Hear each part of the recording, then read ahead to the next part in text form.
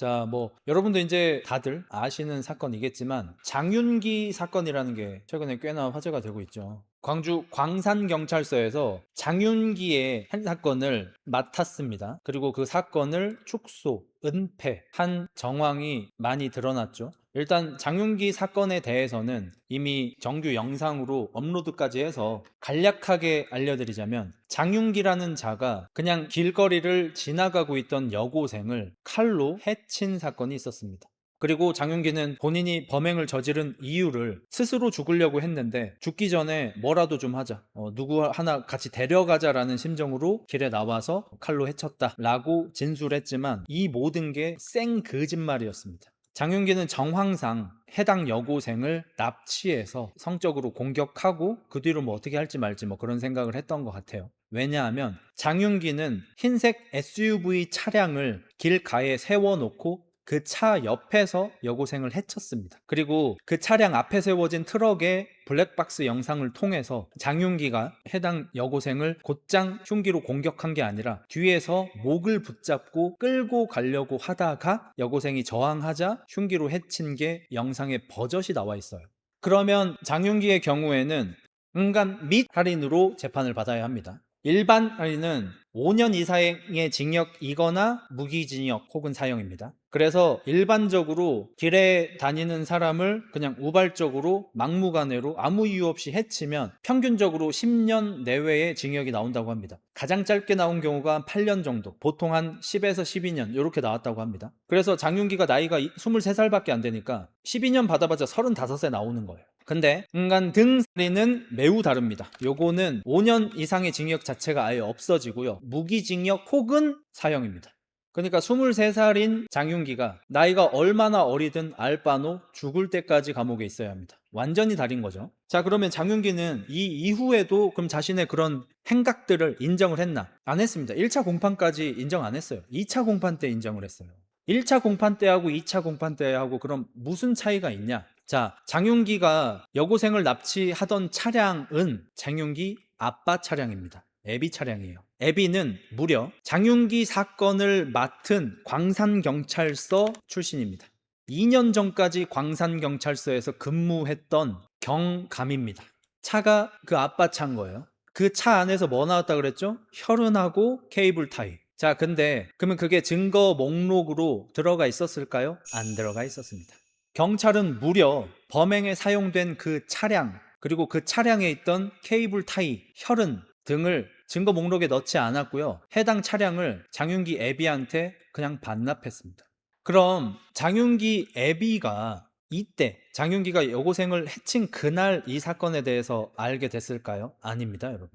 왜냐하면 이 차량의 소유주는 누구? 애비입니다. 애비는 경감이에요. 현직 경찰이에요.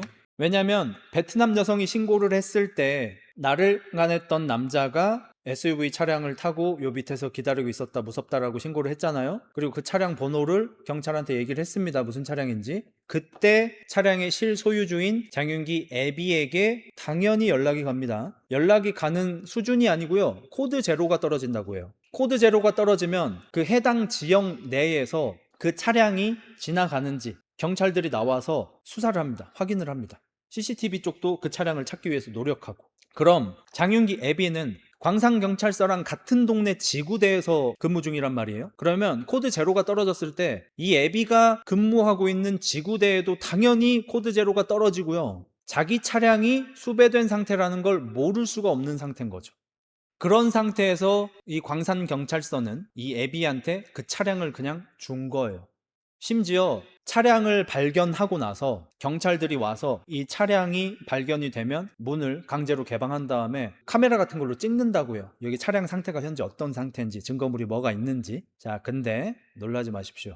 이 사건을 담당한 광산경찰서 강력계 팀장이 너 방금 찍은 케이블 타이 영상 지워라고 명령했습니다.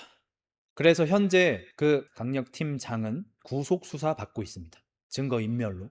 그리고 그 팀장이 이 차량을 장윤기 애비한테 갖고 가라고 연락해서 넘겨준 겁니다. 그리고 장윤기 애비가 케이블 타이를 자기 집에다가 보관하다가 걸렸습니다. 집에서 그 케이블 타이가 발견됩니다. 장윤기 애비 집에서. 그래서 광산경찰서에 강력팀장은 현재 긴급 체포됐습니다. 긴급 체포돼서 구속 수사 받고 있고요.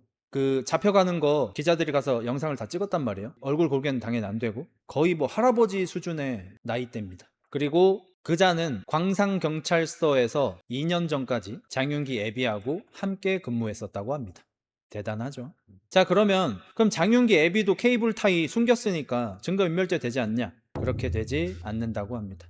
왜냐하면 친족 특례법으로 친족은 증거인멸을 할 시 처벌받지 않습니다. 변호사분의 설명에 의하면 친족의 경우 증거를 경찰에 넘겨줄 거라는 기대 자체가 어렵기 때문에 친족 특례법으로 처벌받지 않는다고 합니다. 자, 근데 독일의 경우도 친족 특례법이 있대요. 범죄자라고 해도 범죄자의 친족이 그 범죄자의 증거를 없애려고 하는 거는 가족이라서 어쩔 수 없이 그럴 수 있다. 그래서 이걸 처벌하지 않는다. 많은 나라들이 이렇게 하고 있습니다. 근데 독일 같은 경우에는 그 가족이 경찰이면 예외로 처벌을 한다고 합니다. 우리나라는 그게 안 돼 있습니다. 그러니까 상식적으로는 친족 특례법 오케이, 거기까지는 인정. 그러니까 내 아들이, 뭐 내 딸이, 내 남편이, 내 와이프가 어떤 범죄를 저질렀는데 보호해주고 싶어서 나도 모르게 증거인멸을 할 수 있다고 생각해요. 가족이면 뭐 그럴 수 있다고 생각해요. 오케이, 인정. 근데 그 가족이 경찰이면 그러면 안 되지. 근데 우리나라는 그게 안 되어 있습니다. 자, 그러면 광산경찰서에서 같이 근무하던 장윤기 애비랑 현재 광산경찰서 강력팀장 이 둘이서 짝짝꿍 맞춰서 사건을 은폐한 거냐? 아닙니다. 나는 개인적으로 이게 더 충격이었어요. 광산경찰서장이 긴급회의 소집. 사건 당일 광산경찰서장이 직접 긴급회의를 소집했습니다. 플러스 장윤기 집 수색에 서장 동행했습니다. 보통 서장 이런 데 안 다니죠? 이상하죠? 여기부터 지금 놀랍습니다. 자, 사건 당일 너무 당연하지만 코드 제로가 떨어졌기 때문에 광산경찰서 우리랑 같이 일하던 장윤기 애비 장경감 차가 사건에 이용됐다. 그리고 아마 전화 통화를 나눴지 않았을까요? 장경감의 아들이 범행을 저지른 것 같다. 긴급회의를 열고요. 서장 주도하에 일반인으로 몰고 갑니다. 강등 사건으로 이 광산경찰서에서 사건을 조사하고 있는 강력계 팀장이 한 게 아니고요. 경찰서장이 직접 지시를 한 걸로 보입니다. 근데 광산경찰서장은 이에 대해서 현재 조사받고 있습니다. 광산경찰서장도 조사받고 있어요. 뭐라고 대답하냐? 이 조사하고 있는 팀장이 얘기한 대로 그냥 한 건데 나는? 바로 꼬리 자르기 들어가죠. 그거 수사하는 박 팀장이 그렇게 하길래 나는 그냥 일반인으로 한 건데 라고 주장 중입니다. 현재도 인정 안 하고 있어요. 자기가 주도하에 이렇게 했다고. 그리고 검찰 측에서는 지금 뭘로 물고 늘어지고 있냐? 너 장윤기 집 수색할 때 동행했다며. 이게 왜 문제가 되냐면요, 장윤기 집에서는 300만 원대, 제가 300만 원대를 강조하는 이유가 뭐냐면요, 300만 원대 리얼들은 인간의 형태를 거의 그대로, 그 다음에 인간의 크기를 거의 그대로 하는 인형 수준이기 때문입니다. 만약에 50만 원대 리얼이면 사람같이 안 생겼을 수도 있어요. 누가 봐도 가짜처럼 생겼어. 근데 보통 200만 원대부터 사람처럼 생겼고 300만 원대는 꽤나 사람처럼 생겼대요. 이거 되게 중요하다고 해요. 300만 원대 리얼도 두 구가 나왔는데 그 두 구 모두 목, 가슴, 성기 세 군데가 도려져 있고 후벼 파져 있습니다. 자, 그러면 그 리얼돌 너무 당연하지만 증거물로 채택이 되어 있었냐? 안 돼 있었어요.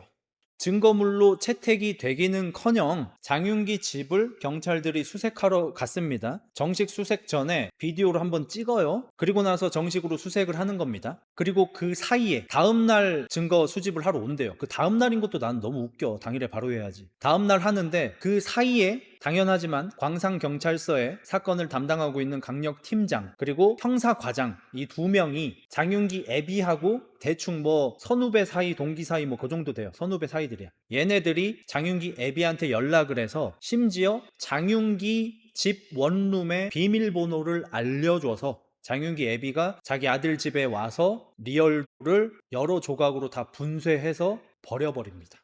그러니까 경찰에서 증거 품으로 올린 거하고 나중에 재판 과정에서 증거가 새롭게 나왔습니다 하고 완전히 달라진대요. 그리고 애초에 기소 자체가 일반 살인으로 기소될지 인간등 살인으로 기소될지가 완전히 달라지는 거니까. 근데 경찰에서는 이걸 전부 은폐를 한 거예요. 여기에 문제가 되게 다양하게 있는데 일단 광산경찰서장의 주장으로는 형사과장하고 강력팀장 이 둘이서 부실 수사를 한 거다. 얘네들이 좀 실수를 했다 쪽으로 몰고 가고 있어요. 하지만 장윤기 집을 수색할 때 서장이 동행을 했습니다. 이거 빼도 박도 못하죠. 그래서 당연하지만 많은 사람들과 검찰 측에서는 이거는 지금 어느 한 개개인의 실수 혹은 개개인들이 짜고 치는 고스톱이 아니라 광산경찰서라는 이 집단 자체가 이 사건을 은폐했다, 조작했다라고 보고 있습니다. 그리고 저도 이전에 이거 다룰 때 미처 생각지 못했던 건데, 전문가분이 나와서 이거 진짜 문제입니다라고 말한 게 뭐냐면요, 지들이 뭔데 거기를 증거물을 취득을 하려고 하는 거냐는 거예요. 자, 우리 영화에서 많이 봤어요. 봤는데도 내가 이걸 놓쳤더라고. 경찰들이 범인을 잡았어요. 얘 집에 증거물들이 있을 것 같아. 압수수색 영장을 발부받아서 가서 수색을 하죠. 들어가 봤더니 심상치 않아. 그럼 뭐 해요? 바로 CSI 부르잖아요. 사건 현장 혹은 중요한 단서가 있는 곳을, 혹시나 증거물이 없어져 버릴 수가 있잖아요. 막 발로 지근지근 밟고 다니고 이러면 안 되잖아. 그러면 당연하지만 CSI를 불러서 그 사람들이 와서 증거품을 다 이렇게 수집을 하죠. 안전하게. 근데 과학수사대 CSI를 안 부르고 지그들이 했어요. 2번. 장윤기 차량에서도 그렇고 장윤기 집에서도 그렇고 두 번 다 과학수사대 안 부르고 자기들이 마음대로 수색하고 자기들이 마음대로 증거물로 넣지 않고 자기들이 마음대로 차는 그냥 갖고 가시면 됩니다 하고 자기들이 마음대로 장윤기 아빠한테 장윤기 집 비밀번호 알려줘서 증거품을 없앨 수 있게, 인멸할 수 있게 도운 겁니다. 진짜 말도 안 되는 일입니다. 그리고 너무 목적성이 뚜렷한 게 뭐냐면, 지금 얘들이 숨긴 게 뭐예요? 사람을 납치할 수 있는 차량, 납치할 때 필요한 케이블 타이, 그리고 얘가 성적인 목적을 가졌다라고 생각할 수 있게 하는 리얼돌, 그리고 하나 더, 장윤기 애비가 불에 태워버린 장윤기가 이전에 쓰던 구폰들, 네 가지 모두 장윤기가 사람을 해친 것에 대한 증거물이 아니라 장윤기가 사람을 납치해서 응간하려고 했다. 그러니까 소위 성적으로 여고생을 범행 대상으로 삼았다를 밑받침할 수 있는 증거품들만 숨긴 거예요. 이제 답은 뚜렷하게 나왔죠. 왜냐? 장윤기 애비 포함 광산경찰서 이 집단은 장윤기를 뭐 무죄로 만들어주고 이런 게 아니라 강등 살인이 아니라 일반 살인으로 처벌받게 하려는 뚜렷한 목적이 있었습니다. 왜? 일반 살인은 5년 이상의 징역, 평균적으로 10년 내외의 징역이 나오고 12년이 보통 예상되더라고요. 장윤기가 만약에 일반 살인이었으면. 근데 강등 살인은 무조건 무기징역 혹은 사형이기 때문에. 자, 여기서 근데 몇몇 사람들이 이런 의혹을 제기했습니다. 아니, 여기 형사과장이랑 담당 형사, 강력 팀장은 아니 뭐 선후배 사이고 같이 일도 했던 사이니까 뭐 그럴 수 있다고 치자. 서장은 왜 그런 거야가 나온 거예요.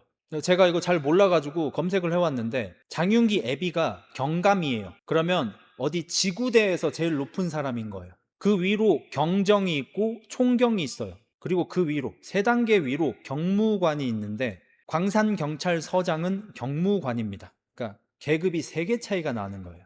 아주 큰 차이죠. 그러니까 뭐 군대로 치면은 정확하진 않겠지만 대위 대 대령쯤 되는 것 같아요. 대위하고 소령도 사실 차이가 많이 나잖아요. 근데 대위하고 대령 3단계쯤 차이가 나는 것 같아. 왜 대령 되는 사람이 대위 같은 사람을 위해서 이렇게까지 해준 거지 이해가 안 되잖아.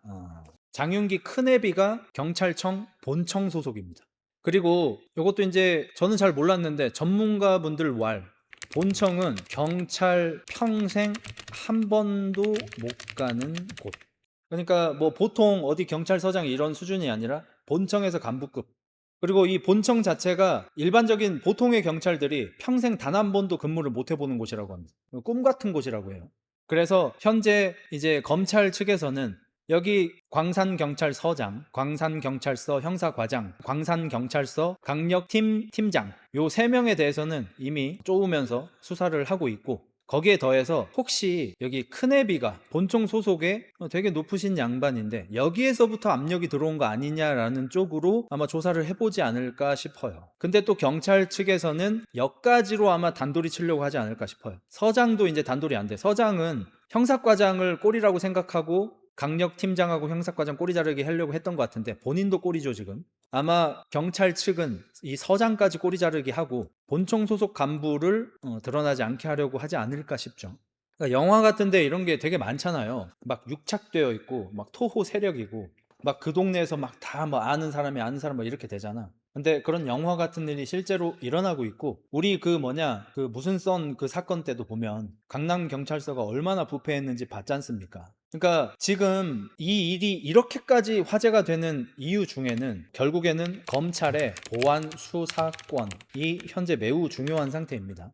이 보안 수사권이 뭐예요? 경찰에서 수사를 해서 그 결과를 검찰에 보고해야 하죠.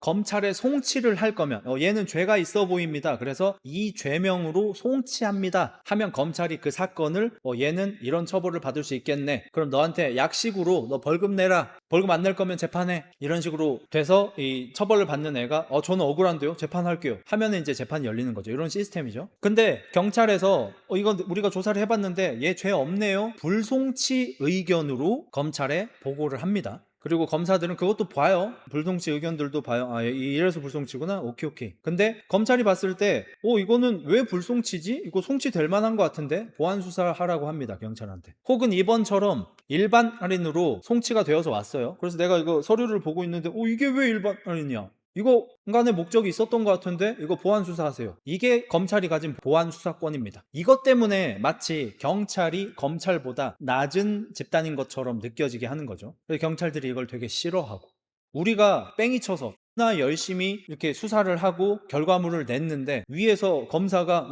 다시 해 하는 거잖아. 새로 해와 이거잖아. 기분이 나쁠 수는 있겠죠. 그리고 우리가 보통 영화에서는 검사가 썩은 영화를 보면 경찰들이 열심히 잡아서 검찰에 넘기면 검사가 야 이거 아무것도 아니구만 하고 봐줘. 그리고 어떤 새끼가 큰 잘못을 저질러서 압수수색을 해야 돼. 근데 검사가 혹은 판사가 압수수색 영장을 발부를 안 해줘. 이건 판사가 하는 거죠. 법원에서 하는 거죠. 압수수색을 못하게. 이러니까 경찰들은 되게 뺑이 치는데 검사나 법원, 판사 이런 사람들이 되게 악질인 걸로 나오죠. 근데 솔직히 말해서 우리가 직접적으로 겪고 느끼는 사건들 중에서 부패하고 잘못된 판단을 내리고 부실 수사하고 조작하고 은폐하는 건 경찰이 훨씬 많았죠. 이건 사실이죠.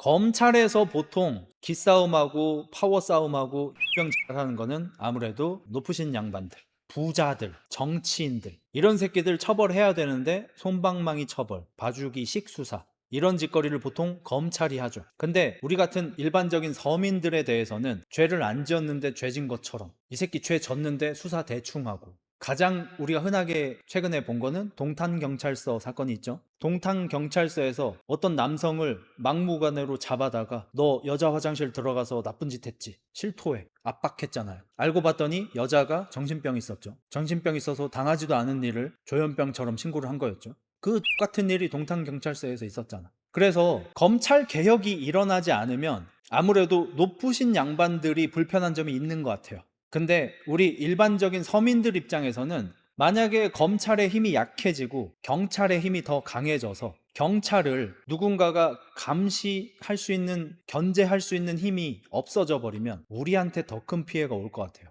나는 이게 너무 걱정돼요. 왜냐면 우리 실생활에 달려 있는 거예요. 내가 그냥 길거리 걸어가고 있었어? 식당에서 밥 먹고 신발 신고 있었어? 어떤 미친이 나한테 엉덩이 만졌다고 신고를 했어? 경찰에서 나보고 자백하래. 너 생긴 게 딱범죄자처럼 생겼대. 억울해 뒤질 것 같아. 이때 검찰에서라도 보안 수사권을 이용해서 이 새끼 죄 없는 것 같은데 가 될 수 있잖아요. 살아날 군형이 어쨌든 숨쉴 군형이 두 개가 있는 거잖아. 물론 하나로도 숨을 충분히 잘 쉬어야 하는데 안 될 수가 있잖아. 사람이 하는 일이니까. 그리고 이것처럼 부패했을 수도 있고. 그럼 적어도 숨쉴 군형이 두 개 있는 게 좋잖아요. 그래서 나는 보안 수사권이 유지되어야 한다고 생각해요. 우리나라는 무고가 너무 많아. 그래서 참 다행인 건 뭐라고 생각하냐면, 제가 이 장윤기 사건을 알아보기 위해서 되게 많은 영상들을 봤는데 그 영상들에서 전문가라고 할 수 있는 경찰분도 계셨거든요. 은퇴를 하신 건지 현역이신지는 제가 잘 모르겠는데 경찰분조차도 자기가 경찰 출신이고 경찰이 만약에 일을 정말 잘 한다면 검찰의 보안 수사권이 없어도 될 거라고 저도 생각합니다. 하지만 이번 같은 일들이 자주 일어나고 있기 때문에 보안 수사권을 없애는 게 현재로서는 시기상조 같습니다라고 소신 발언을 해주시더라고요. 그런 사람들이 있으니까 우리나라가 그래도 너무 썩지는 않게 굴러가고 있다고 생각해요. 경찰 출신, 같은 경찰 내 식구라고 해서 무조건 경찰 편 드는 게 아니라 검찰의 보안 수사권을 통해서 장윤기가 얼마나 악인인지가 드러났잖아요. 안 그랬으면 이 새끼 징역 12년 받고 끝나는 거예요, 그냥. 모범적으로 빵 생활하면 8년, 10년 돼가지고 모범수로 나올 수도 있어요. 근데 보안 수사권을 통해서 강간등 살인으로 이제 거의 인정이 됐습니다. 왜냐하면 장윤기가 자백했습니다. 장윤기는 1심 재판 1차 공판에서 납치 강간의 목적도 있었냐는 질문에 답하지 않았습니다. 경찰 조사 단계에서는 절대 아니라고 부정했습니다. 근데 2차 공판에서 본인이 납치해서 성적으로 강간하고 하려고 했다는 것을 인정했습니다. 자, 그래서 이게 지금 현재 더 집중 조명되고 있습니다. 장윤기의 큰애비가 어떤 입지가 굉장한 인물이고 장윤기도 아버지와 큰아버지한테도 큰 피해가 가니까 자기는 어차피 이제 숏됐으니까 어차피 안 돼, 인정을 하든 안 하든 숏됐어 나는. 근데 자기가 여기서 인정을 하는 게 사건을 그나마 좀 덮으려는 신용이라도 되고 아버지하고 큰아버지한테 조금이라도 피해가 덜 가지 않을까 하는 그런 생각으로 자백한 게 아닐까 싶은 거죠. 자백으로 뒤집히는 건 없는데 자백하고 죄송하다고 싹싹 빌면 사형은 안 나오겠죠, 아무래도. 그리고 몇몇 전문가들은 장윤기가 마스크조차 쓰지 않고 미용실까지 들러서 당당하게 대중 앞에 설 수 있었던 이유로 애비 큰애비를 듭니다. 그 이유 역시 이 새끼가 범행을 저지르고 나서 바로 체포된 게 아니죠. 다음날 체포됐죠. 그래서 체포되는 동안에 뭐 했죠? 빨래하고 미용실 가서 머리하고 이 난리 떨었잖아요. 그 과정에서 아버지랑 통화를 안 했을까? 그건 알 수 없습니다. 왜냐하면 장윤기의 현재 폰은 유심을 제거한 채로 버려버렸습니다. 뭐 어디 강에다 던졌대요. 못 찾죠. 그래서 장윤기가 현재 폰으로 뭐 했는지는 알 수가 없어요. 장윤기가 현재 폰으로 기절놀이, 뭐 기절시키는 법, 뭐 이런 걸 검색해 본 거는 밝혀졌잖아요. 그게 장윤기 현재 폰으로 밝힌 게 아니고 장윤기가 빨래방에서 와이파이를 사용해서 그 와이파이 기록으로 찾아낸 겁니다. 그러니까 장윤기는 여고생을 목을 졸라서 목을 잡고 끌고 가서 납치를 하려다가 완강하게 저항하니까 칼로 해친 거예요. 근데 후회가 됐나 봐. 둔기로 때렸으면, 둔기로 기절시켰으면 납치를 했을 텐데 후회가 되는 상태인 것 같아. 진짜 도라이인 것 같아요. 그러니까 내가 범죄를 저질러서 후회된다, 괜히 그랬다, 안 할 걸, 괜히 했다가 아니라 씨발 둔기로 했으면 기절시켜서 데려갔을 건데 이 후회를 하는 것 같아. 어쨌든 많은 시간이 있었어요. 윤기는 그 사이에 잠도 쳐잤습니다. 그때 아버지랑 통화를 안 했을까? 했을 것 같지 않아요? 그리고 장윤기 애비는 자기 폰도 폐기했습니다. 심지어 장윤기 애비 폰을 그거 하는 거 뭐라 그러지? 포렌식도 안 된대요. 핸드폰에 무슨 뭐 덮어쓰기를 계속 해가지고 뭐 초기화를 뭐 반복적으로 했는지 뭘 했는지 모르겠는데 아무튼 기록을 하는 SD를 덮어쓰기를 반복적으로 해서 포렌식도 안 되는 상태래요. 그러니까 경찰이니까 그걸 잘 알았을 거 아니에요. 그래서 장윤기 애비랑 장윤기가 잡히기 전까지 서로 어떻게 연락을 했는지 알 수가 없습니다. 그래서 현재 범죄 심리학자나 뭐 전문가 분들은 장윤기는 아마도 이전에도 사건들을 저질러 왔을 거다라고 예상하고 그 사건들을 애비 혹은 큰애비가 덮어준 전력이 이미 있을 거다라고 좀 생각하고 있습니다. 왜냐하면 사건이 너무 한 번에 점핑을 했다는 거예요. 보통 이런 범죄자들은 범죄가 점점 심해집니다. 보통 요즘 범죄 심리학자들도 이제는 뭐 우리나라를 포함해서 대부분의 선진국들은 감옥에 보내는 걸 처벌의 의미가 아니라 교화의 의미로 하는 거잖아요. 너가 이 범죄를 저지르면 이런 꼴을 당하게 돼. 다음에는 하지 마 하잖아요. 그래서 감옥에서 형을 다 마친 후에 나와서 이제 범죄 안 저질러야지라는 생각을 갖게 하는 게 목적이잖아. 근데 소위 그 교화가 안 될 거라고 생각하는 게 보통 이런 범죄자들이라고 해요. 강간등 살인. 그래서 실제로 미국도 강간등 살인은 무조건 무기징역 혹은 사형을 때리죠. 왜? 얘들은 교화가 안 된다는 거예요. 이들을 분석하고 연구하고 조사해 봐도 이런 범죄를 저지르던 새끼들은 항상 어렸을 때부터 성적으로 폭력적으로 범죄를 일으켜 왔고 그 수위가 점점 강해지기만 하지 약해지거나 끊을 수 없다는 게 이미 과학적으로 밝혀진 거나 진배 없는 수준. 그래서 성적인 것과 포함된 한 사건을 일으키면 징역 몇 년이 아니라 무조건 무기징역이나 사형을 때리는 거예요. 그렇다는 것은 장윤기 역시 공익근무 요원을 하던 시절에 여중생 치마 속을 찍었던 그 사건에서 현재 강간등 살인 사건으로 한 방에 점핑된 게 아니라 그 사이에 뭐가 더 있지 않겠냐는 게 전문가들의 소견입니다. 그리고 그걸 잘 은폐해 온 게 아닐까라는 소견입니다. 그리고 이런 의혹들이 불자 현재 경찰청장이라고 하나요? 제일 높은 사람? 그 사람 지금 TV 나와서 인터뷰하고 막 했잖아요. 경찰의 명예를 걸고 이 사건을 철저하게 수사를 하겠다고. 그러니까 이제 광산경찰서장까지 포함해서 아주 크고 긴 꼬리를 잘라내려고 하는 게 아닐까. 사실은 훨씬 심한 게 더 있어서. 자, 제가 장윤기가 나르 같다고 저번부터 얘기하고 있잖아요. 이 새끼 또 나르무새네 라고 할 것 같은데, 나르라고 생각하는 이유가 있죠. 일단 외형에 집착. 여러분 같으면 사람을 해친 다음에 경찰에 잡혀가기 전까지 미용실을 가시겠어요? 혹은 그런 놈이 있었다는 걸 들어본 적이 있어요? 뭐 나르특 너무 당연하지만 외형에 집착하죠. 외모에 집착하죠. 그래서 나르들은 높은 확률로 성형수술을 합니다. 그리고 나르 중에 소위 성괴가 많습니다. 만족하지 못하고 반복적으로 성형을 해서. 우리가 뭐 최근에도 좀 몇 번 봤던 여자의 미친, 여자의 환장한 나르가 아닐까 싶어요. 실제로 전문가들은 성도착증이 있을 걸로 생각된다고 하죠. 성도착증이 있지 않고서야 리얼돌 가슴을 도려내서 파버리고 리얼돌의 가랑이에 막 칼빵을 놓고 이러진 않겠죠.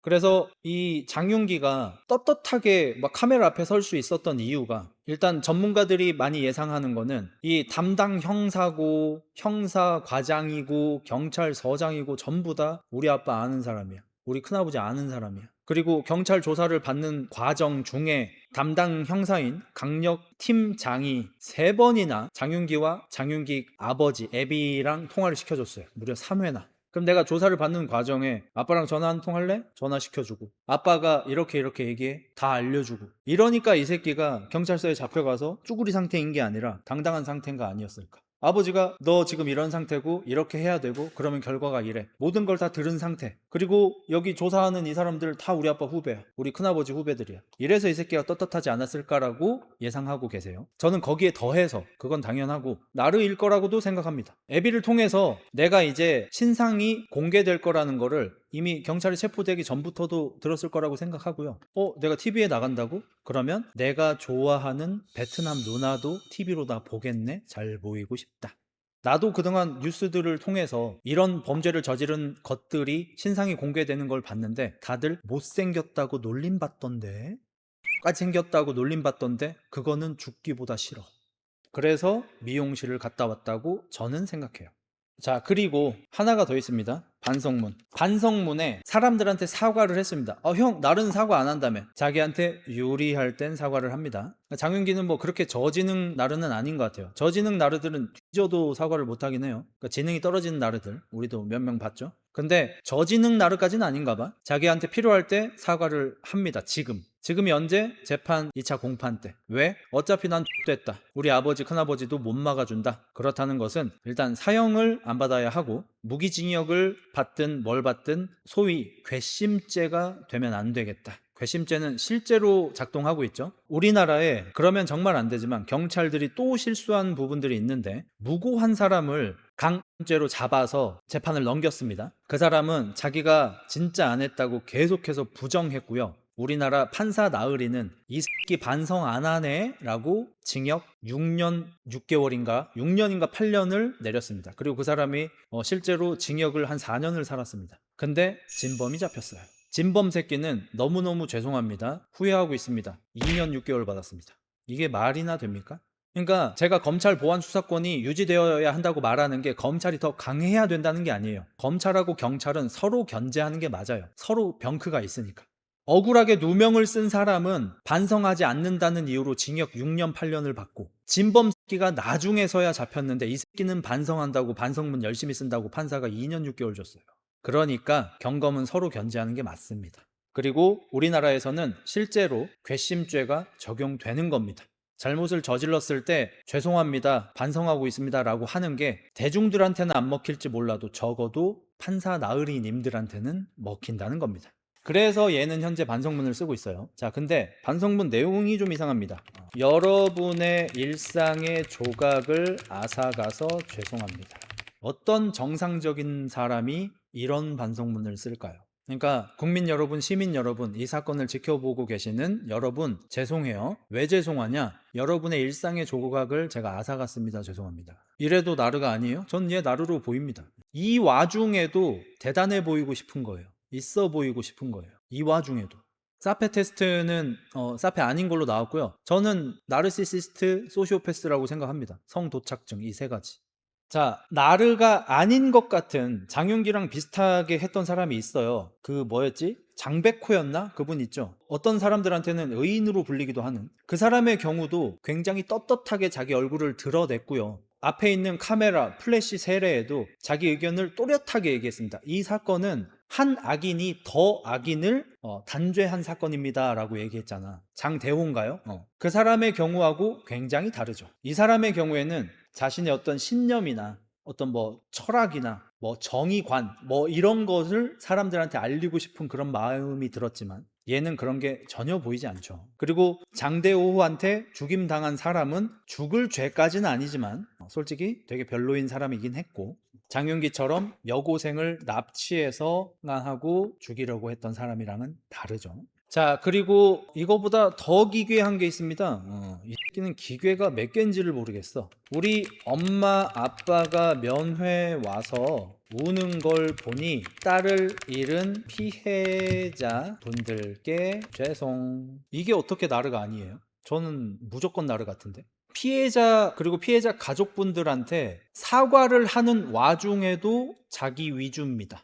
자기애성 인격장애 안 보여요, 이거? 피해자한테 사과를 하는데 피해자한테 미안한 마음이 왜 들었냐면 우리 엄마 아빠가 우는 걸 보고 피해자한테 미안한 마음이 들었대. 이게 어떻게 자기애성 인격장애가 아니에요? 이건 진짜 무슨 나르시시즘, 난 너무 예뻐 잘생 이게 아니고요. 진짜 자기애성 인격 장애인 것 같아요. 자기 위주로 보고 듣고 말하고 행동하고. 그니까 베트남 여성을 하면서 나랑 애기 낳고 같이 살자 프로포즈를 처하고 자빠졌어. 왜죠?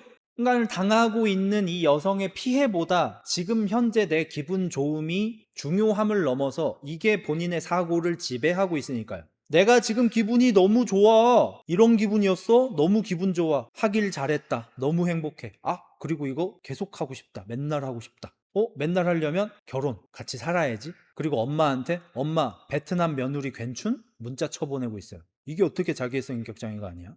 거기에다가 피해자분의 부모님이 딸을 잃었어. 그걸 어떤 식으로 공감하고 있어요? 우리 엄마 아빠가 면회 와서 우는 걸 보니 내가 감옥에 있으니까 우리 엄마 아빠는 날 잃은 게 되잖아. 날 잃은 우리 엄마 아빠가 이렇게 슬퍼하네? 그 말인즉슨 내가 죽인 그래서 딸을 잃은 그 부모님들도 슬프겠네? 그거 죄송. 이게 어떻게 자기애성 인격장애가 아니에요? 이건 그냥 고장난 거예요. 이건 나쁜 사람을 떠나서 그냥 고장난 거야, 이건. 이런 사람 못 걸음? 다들 걸렀을 거예요. 왠지 아세요? 그것이 알고 싶다 팀에서 장윤기 주변인들의 인터뷰도 했죠. 친구라고 나오는 사람들이 한 3명쯤 됐어요. 전화통화도 뭐 몇 개 더 있었던 것 같기도 하고 가물가물한데 어쨌든 친구였던 사람들의 인터뷰들이 있죠. 왜? 현재 친구가 없는 것 같죠? 제 생각에는 친해지면 아마 자신의 본심을 조금씩 드러냈을 거예요. 그리고 그걸 들은 사람들이 별로 좋지 않게 반응했을 겁니다. 그럼 얘가 저지능은 아니니까 얘랑은 더 가까이 지낼 순 없다. 내 속마음을 말할 순 없다. 그리고 어디로 기어 들어가겠어요? 딥웹 같은 데 기어 들어가겠죠.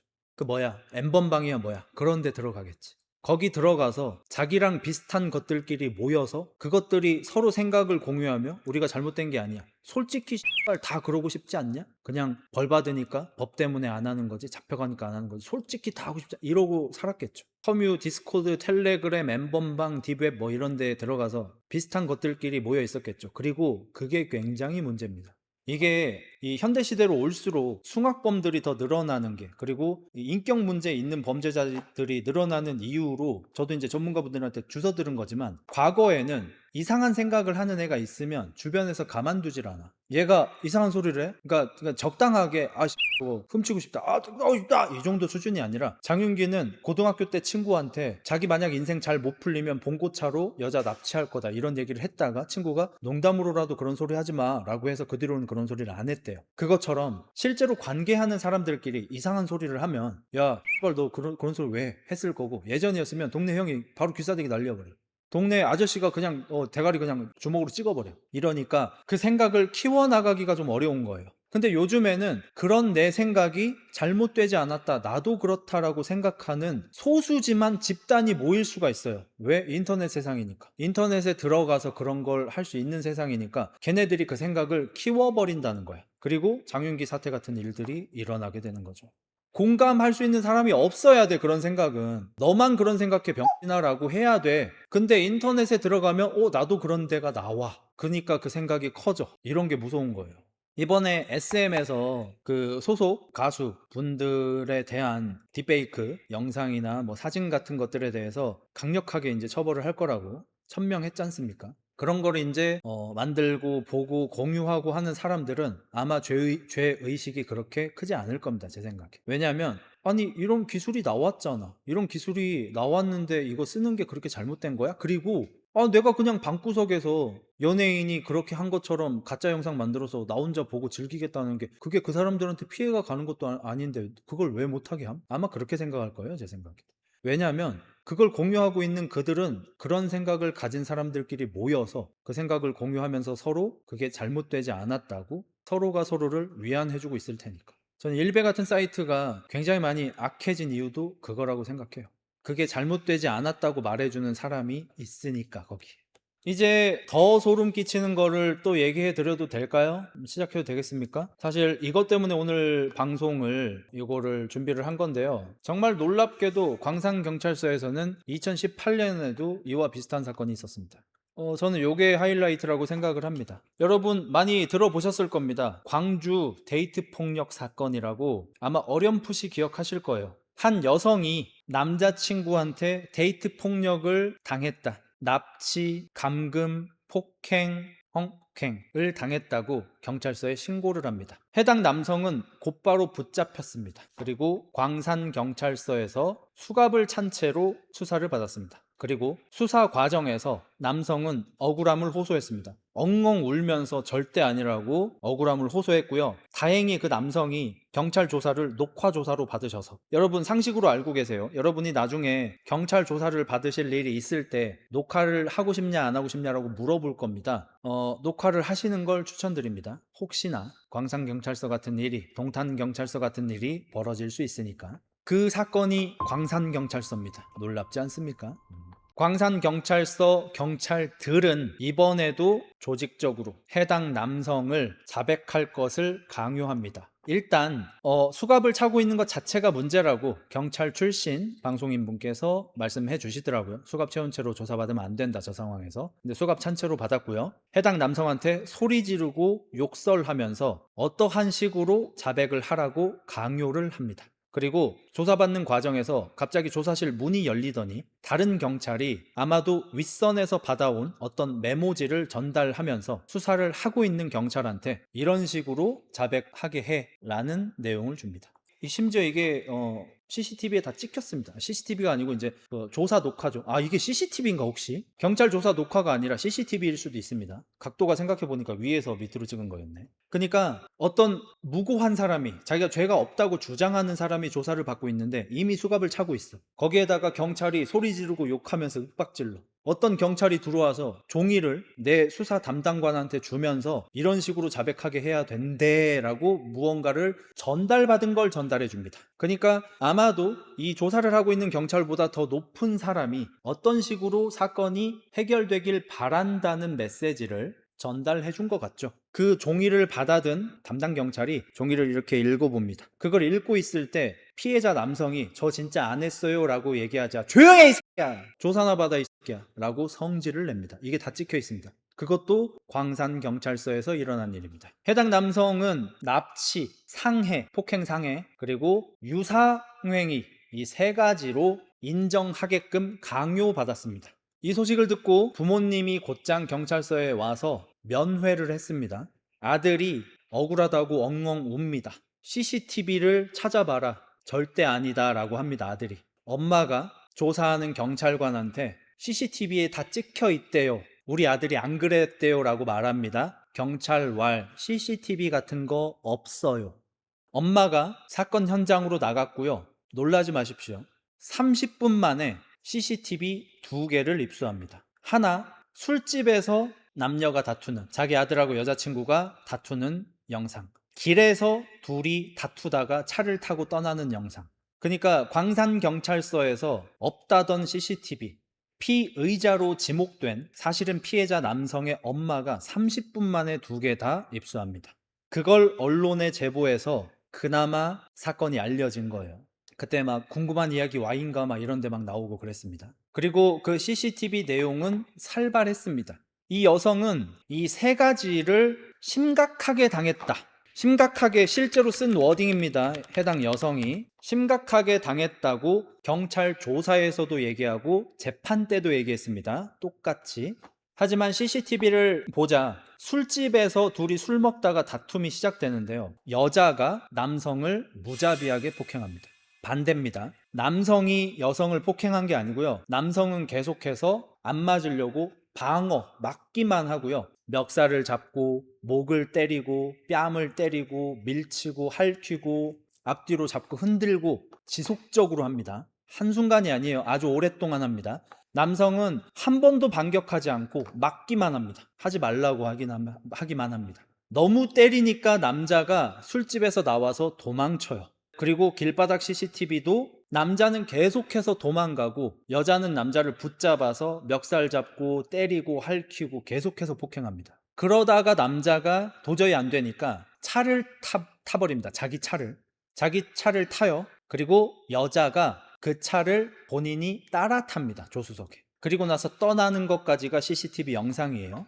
이걸 갖다가 그 여자는 뭐라 그랬냐면 3시간 동안 차에 납치 감금당했다. 그리고 상해, 폭행당했다. 그리고 차에서 유사 흥행위를 심각하게 당했다. 이 3가지를 폭행 등 심각하게 당했다라고 경찰에 신고를 한 거예요. 그리고 남성은 당연히 어떻게 진술합니까? 술집에서 나만 맞았다. 길바닥에 나와서도 나만 맞았다. 난 맞기만 했다. 그리고 도망가려고 차를 탔는데 차까지 따라 탔다. 여기서 놀라운 점이 있습니다. 3시간 동안 차에 있었다고 했잖아요. 차에 탑승한 여자친구가 처음에 성질을 내다가 모텔에 가자고 말해서 모텔을 찾느라 차량 운행을 3시간 동안 했다고 합니다. 그리고 그때가 늦은 밤이고 모텔이 잘 없어가지고 모텔을 찾기 어려워서 3시간 동안 운전을 했다고 해요. 이게 남성 진술입니다. 그리고 남성 진술이 맞아 보이죠. 저거 언젠가 보복성 범죄 저지르는 남자 나올 거라고 봄. 뭐 솔직히 저잖아요. 저는 제가 이제 무고한 게 밝혀졌잖아요. 저는 이 여성을 제가 당한 피해보다 더 큰 피해를 반드시 입힐 거라고 현재 망상은 하고 있습니다. 만약에 저런 일이 일어난다면. 그리고 미국에서 어디 교도소 다큐멘터리 같은 데 나왔던 내용 중에 유명한 짤방이 있죠. 어떤 성인도 안 된 뭐 고등학생쯤 되는 애인데 어떤 여성을 해친 거예요. 죽인 거예요. 그리고 감옥에 왔어요. 그래서 죄질이 심각해서 성인 감옥에 온 거예요. 왜 그랬냐라고 물어보니까 내가 안 했는데 자기를 폭행했다고 거짓말로 무고로 신고를 해서 죽였다. 그리고 후회하지 않는다. 잘했다는 건 아닙니다. 범죄를 저지르면 안 됩니다. 명확해요. 하지만 심정은 이해가 가죠. 어쨌든 이런 상황에서 무려 남성은 8개월 동안 구속당하며 재판받음. 8개월 동안 구속받으면서 재판받았습니다. 감옥에서. 그리고 재판 결과 징역 6개월, 집유 1년. 그러니까 감옥에서 재판받지 않았다면 감옥에 안 가는 일이었죠. 그러니까 이 사람 징역 6개월인데 집행유예예요. 감옥을 안 가요. 집행유예 기간 동안 몸살이고 살아라 이거예요. 만약에 집행유예 기간 동안 동종의 범죄를 저지르면은 이 징역 6개월에다가 훨씬 더 추가돼서 갑니다. 근데 이미 징역 8개월 살았어. 자, 근데 저는 어쨌든 원래 이 사람이 만약에 납치, 상해, 유사행위를 했으면은 감옥을 훨씬 오래 갈 거 아니에요. 막 4년, 5년 갈 거 아니야. 그러면 재판 최종 결과로 6개월에 집유 1년 나왔으면 그나마 다행인 거 아니냐? 전혀 그렇지 않다고 느꼈어요. 왠지 아세요? 감금 4분 인정. 장난쳐요 지금? 난 이거 진짜 판사 쌍판대기 한번 보고 싶네요 이거. 그러니까 경찰도 경찰이고 검사도 검사인데 이거 난 판사 쌍판대기 한번 보고 싶어요 진짜 진심으로. 여자가 자기가 차량에 납치당해서 3시간 동안 감금당했다고 고소를 했어. 근데 재판 결과 CCTV를 봤잖아. 여자가 지가 차를 따라서 탔잖아. 심지어 남자 때리려고 차를 탄 거잖아. 근데 감금 4분이 인정됐어요. 이것 때문에 처벌받은 거예요. 3시간 중에 4분은 감금 맞지 라는 거야. 그리고 이 남성은 이 4분도 모텔을 찾기 위해서 막 이러는 와중에 3시간이 지났잖아요. 이 여자가 갑자기 내려달라고 했대요. 그래서 차를 세웠더니 이 여자가 차 문을 열고 성폭행 당하고 있어요 살려주세요 소리를 질렀대요 사람들한테. 그리고 자기를 막 잡고 붙들었다고 합니다. 4분 감금이 뭐야 숨바꼭질하냐? 그리고 죄가 하나 더 있어요. 재물손괴, 항수. 아니 이거 진짜 장난치냐 이거? 이거 뭐야 이게? 나 진짜 판사 누군지 한번 보고 싶어 진짜로. 감금 4분도 같아. 자, 근데 감금 4분에 향수 손괴했는데 징역 6개월 왜 나오는 거야, 이거? 나 진짜 예명을 한다는 생각이 들었어요. 아니, 여자가 수십 분 동안 남자를 때렸잖아. 남자가 도망치려고 차를 탔잖아. 근데 여자가 야, 이 새끼 어디가 하면서 차를 따라 탔잖아. 이 사건에서 어떻게 감금 4분이 인정되고 향수 재물손괴죄가 인정이 되는데 이 두 개를 합쳐서 어떻게 징역 6개월이 나오는 거야? 이러니까 경찰만 세져도 안 되고 검찰만 세져도 안 되는 거예요. 판사도 누군가가 어느 집단이든 당연히 견제를 하는 세력이 있어야 하는 거고 무조건입니다, 이거는. 왜? 누구든 어디든 썩을 수 있어요. 무조건. 그래서 나는 이 남성이 역고소한 거를 계속 찾아봤는데 나오지를 않아요. 자, 그리고 일단 여성은 결국 징역 8개월 받습니다. 근데 집유 2년. 그럼 뭐예요? 빵 안 가요. 그러니까 이 여자가 가해자인데 빵 안 갔어. 이 남자는 피해자인데 실제로 받은 것보다도 더 8개월 빵을 갔어. 그리고 이 여자는 감옥도 아예 안 갔어. 근데 이거 뭘로 됐는지 아세요? 위증으로 갔어요. 위증. 자, 우리 생각에는 이거 무고죄잖아요.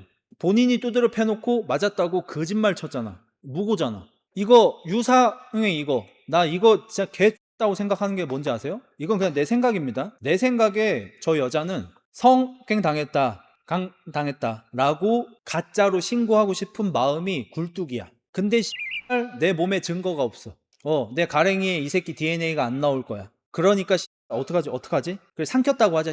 입으로 당했어요. 나 이렇게 됐다고 저는 생각해요, 솔직히. 저는 그렇게 생각합니다. 그래서 굳이 유사행위로 거짓말 했다고 생각합니다. 그래서 모텔 가자고 한 건가? 저도 그 생각도 해요. 갑자기 차에 타서 모텔 가자고 한 것도 모텔 가서 어떻게든 관계를 맺든지 지 몸에 상처를 내든지 한 다음에 남자 폭행으로 고소해가지고 그냥 개떼게 만들려고. 근데 남자가 3시간 동안 운전하면서 모텔 없는데 저 모텔 없는데 하니까 결국 야마가 돌아서 야, 나 내려줘 한 다음에 차 문 열고 사람들 여기 무고한 여자가 그렇게 당하고 있어 막 소리를 꽥꽥 지르는 거라고 저는 생각합니다. 그리고 정황상 제 생각이 맞다고 생각해요. 그러면 우리 생각에는 성폭행 당했어요, 폭행 당했어요, 납치 감금 당했어요.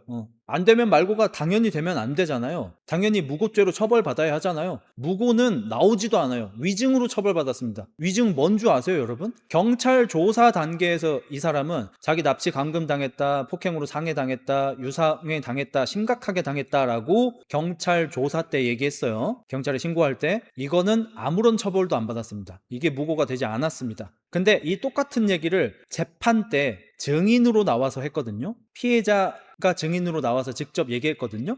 우리 위대하신 판사님께서 감히 재판장에서 거짓말을 했다고 위증으로 처벌하신 겁니다. 이게 맞아요, 이게? 난 너무 개형이라고 생각하는데? 판사 뭐 천룡이냐 이거? 하나 빼먹고 얘기했네요. 이 위증녀는 우리가 생각했을 때 무고는 장윤기 앱이랑 똑같이 경찰서장 딸내미입니다. 같은 경찰서는 아니에요. 광산경찰서에서 저질렀던 짓거리고 이 여자 애비가 다른 경찰서의 서장입니다. 그리고 현재 우리나라 인권위에서 문제 삼는 중이라고 합니다. 8개 항목 중 6개 위반이라고 해요. 그러니까 여기 남성을 체포하고 조사하는 과정에서 이 피해자라고 해도 인권을 지켜야 할 8가지 항목이 있는데 그중에 6개를 위반했다고 현재 인권위에서 현재 진행 중입니다. 지금 이 사건을 문제 제기를 해서 요걸 다시 뭐 재수사인지 뭔지 용어는 제가 모르겠어요. 그거를 하려고 한다고 합니다. 그게 만약에 성공하면은 재판이 다시 이루어진다고 합니다. 이게 진짜 나라예요, 이게. 여러분, 제가 좀 주제 넘는 얘기 하나만 할게요. 요즘에 그 유튜브 알고리즘 쇼츠에 막 미국 경찰이 어떤 잘못을 한 범죄자를 막 패대기 치고 날리고 막 이런 거 사이다라면서 좋아하시잖아요. 특히나 이제 남성분들은 미국 경찰은 여자라고 해도 경찰한테 침 뱉고 막 어쩌고저쩌고 하면 바로 막 업어치고 레슬링으로 집어 던지고 바로 체포해버리죠. 그런 거 보면서 되게 시원하다고 느끼시잖아요. 저는 반대합니다. 왜냐하면 그 경찰의 힘이라는 게 제대로 사용될 때는 그런 사이다인데 잘못 사용될 때는 이 무고한 이 남성은 그냥 뒤지게 쳐맞는 겁니다. 이 무고한 남성도 광산경찰서의 어떤 경찰에게 태클 당하고 패대기 당하고 모가지 쫄려진다는 겁니다. 양날의 검이에요. 그래서 저는 우리나라 경찰이 미국 경찰처럼 힘을 갖는 걸 반대합니다. 저는 민중의 지팡이이길 원하지 민중의 몽둥이이길 원하지 않습니다. 그래서 여경을 그렇게 많이 뽑는 건가? 위해를 가하지 말라고? 보안 수사권이랑 저는 비슷하다고 생각해요. 자, 보세요. 되게 상관없어 보이잖아요. 저는 상관이 있다고 생각해요. 왜냐면요. 자, 보안 수사권은 경찰의 힘을 더 강하게 하고 검찰의 힘을 약하게 만드는 거고, 검찰 자체를 뭐 없애버리려고 하잖아요, 지금. 자, 그럼 우리가 검사한테 안 좋은 나쁜 꼴을 당할 확률이 높아요? 경찰한테 안 좋은 나쁜 꼴을 당할 확률이 높아요? 우리가 검찰의 표적이 돼서 무슨 뭐 특별 뭐 수사 같은 걸 받는 일보다는 아무래도 이런 일, 무고당하는 일, 혹은 경찰로부터 내가 하지 않는 일을 자백하게끔 협박받는 일을 당할 확률이 훨씬 높겠죠. 그렇다는 것은 검찰의 힘이 강해지든 약해지든 우리 일반적인 사람 입장에서는 영향이 덜 가고, 경찰의 힘이 강해지거나 약해지면 우리 일반적인 사람들한테는 영향이 훨씬 크다는 얘기입니다. 여경 볼게요. 여경이 대거 임용돼서 길바닥에서 범죄가 일어나고 있는데 경찰이 잡지를 못해. 웅행웅 어떻게 하고 있어. 높으신 양반들한테 이게 영향이 있나요? 어차피 이분들은 범죄가 거의 일어나지 않는 곳만 다니겠죠. 집도 그런 곳에서 살 거고, 행동 반경도, 생활 반경도 다 그런 곳이겠죠. 그렇다는 거는 보안 수사권 폐지죠. 정확하게 폐지. 보안 수사권 폐지하고 여경을 대거 임용하는 거는 전부 우리 같은 일반적인 사람들한테 큰 피해가 올 수 있지만, 높으시고 힘 있으시고 돈 많으신 분들한테는 피해가 별로 없다는 공통점이 있습니다. 그래서 나는 이 둘 다 반대하는 겁니다. 보안 수사권이 폐지돼서 경찰들의 힘이 강해지고 그를 견제할 수 있는 검찰이 없어져 버리면은 내가 경찰한테 억울한 일을 당할 수 있는 확률이 높아질 거라고 생각해서 싫습니다. 마찬가지로 내가 길바닥에서 이상한 새끼를 만나서 경찰이 출동을 했는데 여경이 웅행웅하고 있고 아무것도 못하고 있으면 나한테 피해가 오니까 이게 싫습니다. 그게 답니다. 정치랑 아무 상관없이 싫어요. 반대합니다. 자, 그러면 여기 하나 보태가지고 광산경찰서에서는 왜 자꾸 이런 일이 벌어지고 있냐? 검찰은 어떤 높으신 분들하고 투닥거리를 하잖아요. 예를 들어서 옛날에는 노무현 대통령을 변호사, 검사 막 이런 양반들이 막 찾아와가지고 당신 고졸 주제에 무슨 당신이 대통령이냐 막 따지고 해가지고 다퉜어요. 이런 일들이 있었어요. 근데 검찰은 일반적인 사람들한테 이런 일을 저질러서 막 크게 문제가 되는 일들이 과거에는 있었다고 하는데 현재는 오히려 줄어들고 있지 않습니까? 별로 그렇게 들어보지 않았잖아. 높으신 분들하고 문제가 좀 있을 뿐이지. 근데 경찰은 왜 이렇게 우리 일반적인 사람들한테 이런 큰 피해를 일으키는 일들이 반복적으로 일어나고 있나? 검찰은요, 순환 근무를 합니다. 어느 검사가 어느 지역에서 몇 년을 근무했으면 마치 군인들처럼 전방에서 몇 년 근무, 후방에서 몇 년 근무 이렇게 해야 해요. 군인들도 항상 후방에 있고 싶지만 전방 근무 몇 년을 해야 하죠. 자, 경찰도 순환 근무를 합니다. 그 동네에서. 검사들이 전국적으로 순환 근무를 하는데요. 그래서 우리가 영화나 드라마에서 사고 친 사람 있으면 뭐 어디 뭐 전라도, 뭐 경상남도 이런 데로 가잖아. 전체 순환 근무를 해요. 근데 경찰은 그 동네에서 순환 근무를 합니다. 광산경찰서에서 근무하던 장윤기 앱이 바로 옆 동네 그 방범소 거기에서 지금 경찰하고 있어요. 그러니까 좁은 데에서 순환 근무를 하는 거예요. 그 동네에서.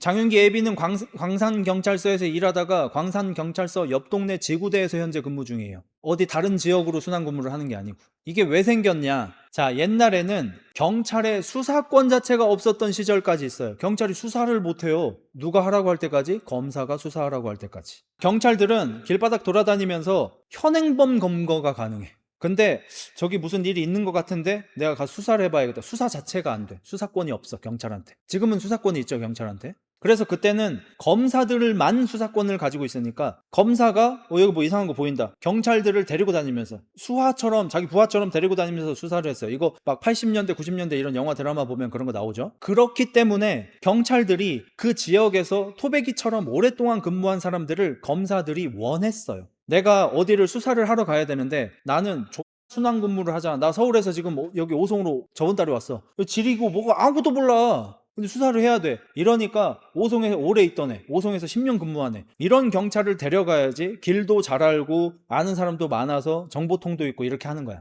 그래서 예전부터 전통적으로 검찰도 원하고 경찰도 원해서 그냥 지역 내 순환 근무만 한 거예요. 이게 지금까지 유지되고 있는 겁니다. 그리고 이번에 광산경찰서 사태 이런 것들로 인해서 이제 그런 게 좀 없어져야 하지 않을까 싶네요.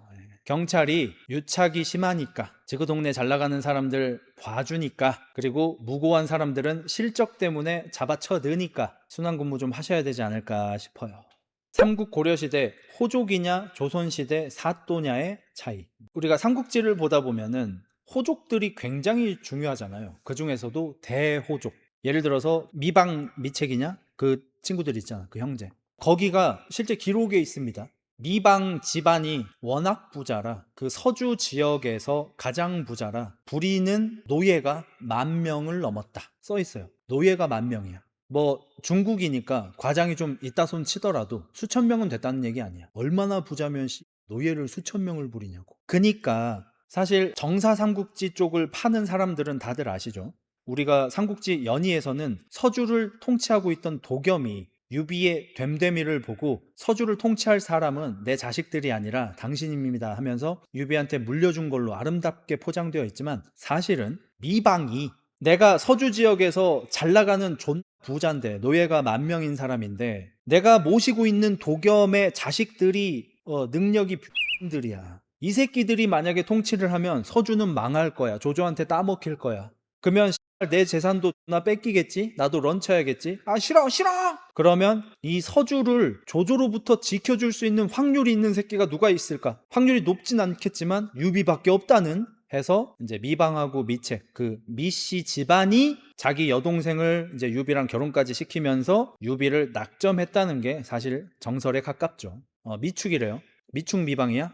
아무튼 미씨 집안들. 과거에는 그 정도로 호족이 중요했죠. 조조도 호족들의 인심을 사지 못해서 통수 맞은 적이 있습니다. 그 어렸을 때부터 친구인 뭐 누군데 뭐 누군지는 까먹었어요. 그 새끼 하나랑 그다음에 여포랑 싸돌아다니던 애였나 아무튼 어떤 책사 하나랑 원래 이제 조조 밑에 있던 책사 하나랑 둘이서 이제 반란을 일으켰는데 그것도 이제 호족들을 구슬러 가지고 조조가 뭔데 너네 챙겨주지도 않고 해가지고 이제 통수를 한번 맞은 적이 있죠. 장막이죠. 그것처럼 원래 이 지역 유지들하고 이게 막 유착이 되는 일은 원래 옛날부터 지금까지 끊임없이 있어요. 그래서 그거를 견제를 해야 하는 거예요. 누가? 서로 경찰이 검찰 견제하고 검찰이 경찰 견제하고 검찰은 또 국회의원들 또 잡아 쳐넣을 새끼 있으면 쳐넣고 이런 일들 서로를 견제를 해야 해. 그래서 이번 광산경찰서 사건이 적절한 때에 잘 일어났다고 하면 또 안 되죠. 잘 밝혀졌다. 잘 드러났다. 어쨌든 영원히 유지되라는 건 아닌데 어쨌든 지금 상황에서 검찰의 보안 수사권은 필요한 걸로 보입니다. 이 광산경찰서에다가 자기 남자친구를 무고하게 신고한 이 여성 신고 때 뭐라고 했는지 알아요? 자기 남자친구 보고 얘는 사이코패스예요. 죄인이 나와서 돌아다니면 안 돼요. 큰일 나. 사람 죽이려고 해요. 저 지금 신변 요청한 상태고 접근 금지 신청도 해야 해요. 이러면서 진짜로 자기가 납치 감금당하고 폭행 상해 유사행위를 당한 것처럼 이렇게 했어. 근데 무고죄 1도 없어. 그러면 남자를 폭행한 것에 대해서 처벌 지금 받았어요? 안 받았어요. 그냥 위증. 판사한테 감히 내 재판장에서 거짓말을 해? 판사한테 잘못 보였다고. 이거 만약에 이 남성이 가족이 없었어 봐. 부모님이 안 계셨어 봐. 이렇게 CCTV를 구해오는 엄마가 없었어 봐. 이 남자 어떻게 됐겠어요? 동탄 화장실 사건도 거의 어머니가 살려준 거나 다름없죠. 그리고 동탄 경찰서 거기 경찰도 그렇고 광산 경찰서 경찰도 그렇고 지가 뭔데 자꾸 자기가 범인으로 만들고 그 범인한테 막대하고 욕하고 소리 지르고 왜 그러는 거야? 너무 감사한 경찰분들이 그런 새끼들 때문에 다 내려치기 당하는 거 아니야. 기본적으로 경찰분들한테 우리가 얼마나 감사함을 느낍니까? 우리나라 경찰은 진짜 전 세계 최고 수준이에요. 우리나라 범인 검거율도 굉장히 높고요. 특히 이제 그 강력 범죄 검거율도 엄청나게 높은 나라고 우리나라 경찰 세계에서 가장 친절한 수준이고 우리가 경찰서에 가서 어떤 일을 처리할 때도 굉장히 빠르게 되는 수준이고 물론 뭐 경찰이 다 잘하고 다 그런 건 아니지만 대체로 우리나라 경찰은 세계에서 최상위권이라고 생각해요. 근데 이렇게 광산경찰서, 동탄경찰서, 강남경찰서 이런 일이 일어날 때마다 다 내려치기 당하는 거 아닙니까?